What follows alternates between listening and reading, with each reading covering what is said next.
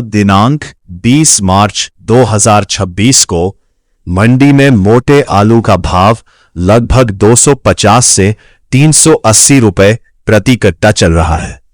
लगातार हो रही बारिश के कारण मंडी में आवक पर असर पड़ा है, जिससे भाव में हलचल देखने को मिल रही है। किसान भाई अपने आलू को बारिश से जरूर बचाकर रखें।